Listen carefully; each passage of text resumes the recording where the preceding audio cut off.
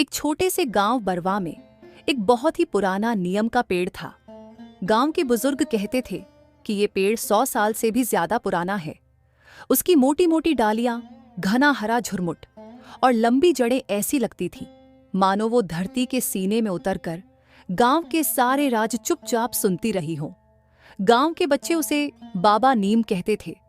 रोज शाम को वहीं खेलने आते, पेड़ के तने से लिपट जाते, कभी उसके नीचे मिट्टी के घर बनाते तो कभी उसकी छाल पर खरोंच कर नाम लिखते। लेकिन पिछले कुछ सालों से गांव बदलने लगा था। नए घर बन रहे थे, पुराने खेत बिकने लगे थे और पेड़ अब बस खड़ा देख रहा था। गांव में एक गरीब परिवार रहता था। रामदीन, उसकी पत्नी सरस्वती और उनके 2 बेटे, सोनू 6 साल और मुन्ना 4 साल। रामदीन दिन भर खेतों में मजदूरी करता और सरस्वती दूसरों के घर बर्तन मांजती। गरीबी तो थी ही, लेकिन सबसे बड़ा दुख ये था कि उनके खेत किसी अमीर जमींदार ने ले लिए थे। अब उनके पास अपना कुछ नहीं था। एक दिन जब सूरज अपनी तपिश खोकर लाल हो रहा था, रामदीन खेत से घर लौटते वक्त बाबा नीम के नीचे थोड़ी देर बैठा। चेहरे पर थकावट, आंखों में चिंता और हाथों में फावड़ा। उसने आसमान की ओर देखा और बुदबुदाया, हे भगवान, मेरे बच्चों को 2 वक्त की रोटी मिल जाए, बस यही दुआ है। अचानक उसके सिर में चक्कर आया और वह जमीन पर गिर पड़ा।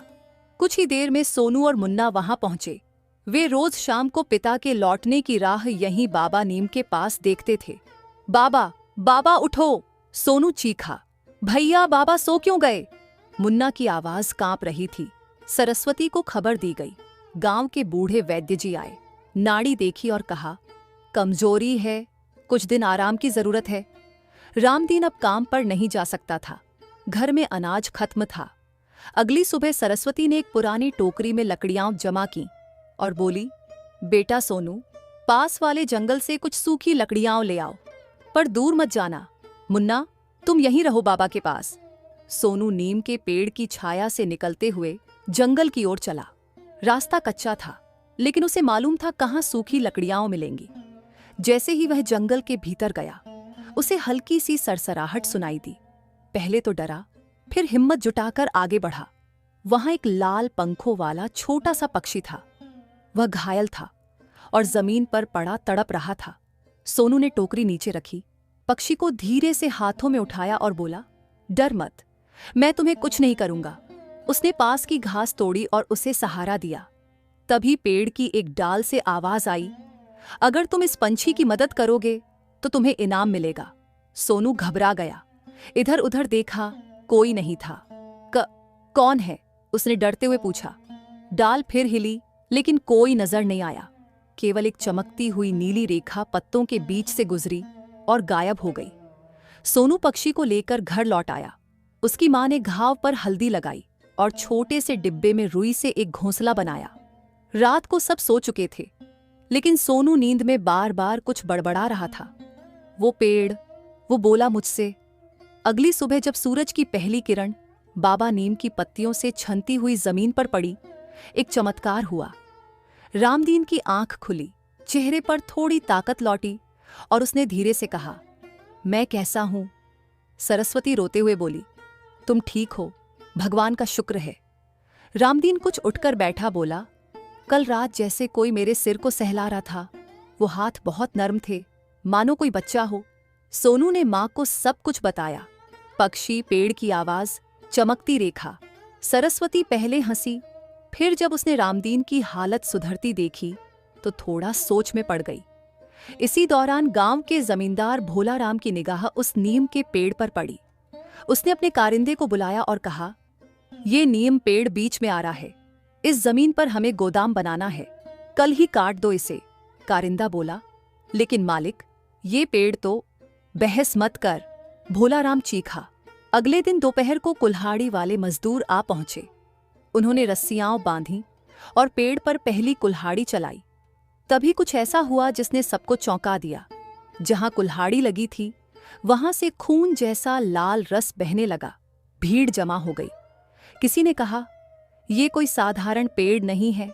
वहीं एक बूढ़े बाबा, जिनका नाम था हरिदास, जो वर्षों से गांव के बाहर एक छोटी कुटिया में रहते थे, आ पहुंचे। उन्होंने पेड़ के नीचे बैठकर आंखें बंद की और बोले, इस पेड़ के भीतर एक आत्मा है, ये किसी की रक्षा कर रहा है, इसे काटना अभिशाप को बुलाना होगा। जमींदार को गुस्सा आया, लेकिन डर भी लगने लगा।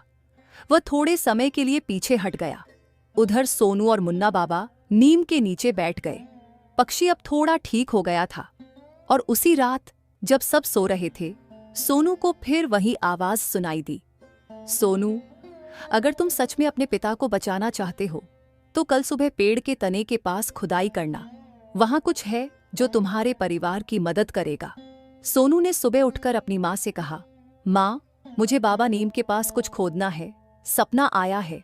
सरस्वती पहले झिझकी, फिर बोली, ठीक है, मैं साथ चलती हूं। वे दोनों गए और जब उन्होंने खोदना शुरू किया तो थोड़ी देर बाद मिट्टी के नीचे एक पत्थर का छोटा संदूक मिला। सरस्वती ने उसे उठाया और खोला। अंदर एक चमकती नीली माला और एक चिट्ठी थी। चिट्ठी में लिखा था, जो इस माला को सच्चे मन से धारण करेगा उसके जीवन की मुश्किलें धीरे धीरे दूर होंगी, लेकिन लालच से दूर रहना होगा, वरना सब कुछ खो सकता है।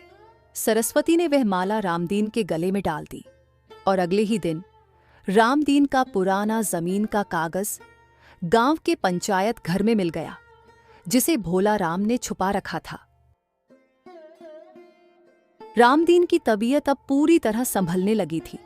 बाबा नीम की छांव में बिताए गए दिन और वह चमकती माला जैसे उसके जीवन की रेखाएं बदल रहे थे।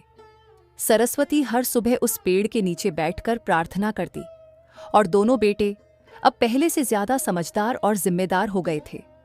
गांव में धीरे धीरे यह बात फैल गई थी कि रामदीन को कोई चमत्कारी माला मिली है, जिससे उसकी तबीयत ठीक हुई और जमीन के कागज खुद पंचायत भवन से मिले। कुछ लोग इसे इत्तेफाक मानते तो कुछ मानते कि बाबा नीम में कोई शक्ति है, लेकिन भोला राम, जो अपनी हार से बौखलाया हुआ था, चैन से नहीं बैठा। उसने सोचा, अगर वो माला सच में चमत्कारी है तो वो मेरी होनी चाहिए, और अगर ये पेड़ वाकई कोई चमत्कारी शक्ति रखता है तो मुझे उससे छुटकारा पाना ही होगा। एक रात जब गांव सो रहा था, भोला राम अपने 2 आदमियों के साथ चुपके से नीम के पेड़ के पास पहुंचा। उनके हाथ में कुल्हाड़ी और आग लगाने के लिए मिट्टी का तेल था। भोला राम बोला, आज रात इसे खत्म कर दो, सुबह तक कोई रहस्य नहीं बचेगा। जैसे ही उन्होंने पहला वार किया, आकाश में बिजली चमकी और झोर की आंधी चलने लगी। चारों ओर धूल उड़ने लगी। पेड़ की डालियां जोर से हिलने लगीं, मानो क्रोधित हो गई हों। भोला राम के एक आदमी ने डरते हुए कहा, मालिक, यह अच्छा संकेत नहीं है, चुप रहो और काम करो। भोला राम गरजा, लेकिन तभी जैसे किसी ने जोर से धक्का मारा हो, भोला राम की कुल्हाड़ी उसके ही हाथ से छूटकर दूर जा गिरी। वहीं पास की एक जड़ से लपटें उठी और उनके पास जलता हुआ तेल खुद ब खुद बहकर उनकी ओर बढ़ने लगा। भोला राम और उसके आदमी डरकर भागे। गांव में चारों तरफ लपटों की हल्की रोशनी और आंधी की गर्जना सुनकर कई लोग जाग गए। सरस्वती और रामदीन भी दौड़ते हुए बाहर निकले। रामदीन चीखा, बाबा नीम! लेकिन जब वो पेड़ के पास पहुंचे तो देखा कि पेड़ की जड़ से एक रोशनी निकल रही है, नीली, शांत और तेजस्वी। वहां वही लाल पंखों वाला पक्षी बैठा था जो पहले सोनू ने बचाया था। पक्षी अब बोलने लगा, रामदीन, तुम्हारी सच्चाई और बच्चों की मासूमियत ने इस पेड़ की आत्मा को फिर से जगा दिया है। ये केवल एक पेड़ नहीं है, ये उस संत की आत्मा है जिसने 100 वर्षों पहले इस गांव की रक्षा के लिए यहां तपस्या की थी। उसने मरते समय वचन दिया था कि जब तक गांव में भोला राम जैसे लालची लोग रहेंगे, वह अपनी छाया से सच्चे लोगों की रक्षा करेगा। सरस्वती और सोनू आश्चर्य से देख रहे थे। पूरा गांव अब नीम के पेड़ के पास जमा हो चुका था। पक्षी की आवाज सिर्फ वही सुन पा रहे थे जो दिल से सच्चे थे। बाकी लोगों को बस एक मधुर चहचहाहट सुनाई दे रही थी। पक्षी फिर बोला, माला अब तुम्हारे पास है, लेकिन याद रखो, ये शक्ति किसी को चोट पहुंचाने के लिए नहीं, बल्कि मदद के लिए है। अगर इसका प्रयोग स्वार्थ या लालच में किया गया तो यह सब कुछ छीन लेगी। फिर अचानक वह पक्षी उड़ गया और एक बार फिर नीम की डालियों में समा गया।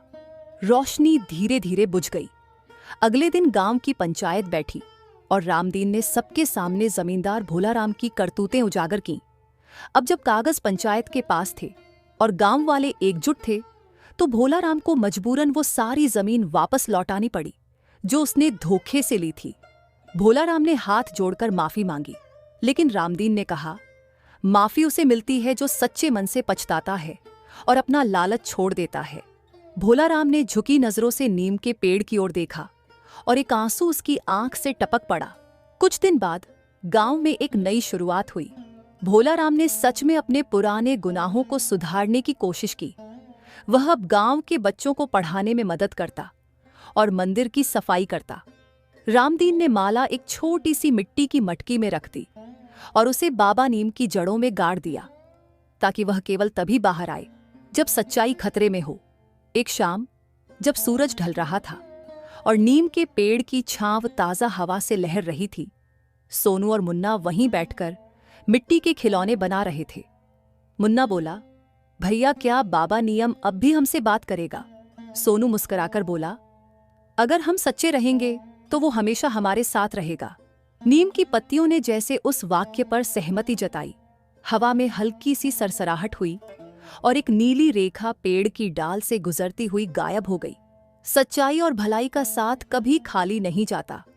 प्रकृति उन्हीं की रक्षा करती है जो दिल से साफ होते हैं। तो यहाँ पर खत्म होती है आज की कहानी। उम्मीद है आपको पसंद आई होगी। लाइक और सब्सक्राइब करना ना भूलें। धन्यवाद।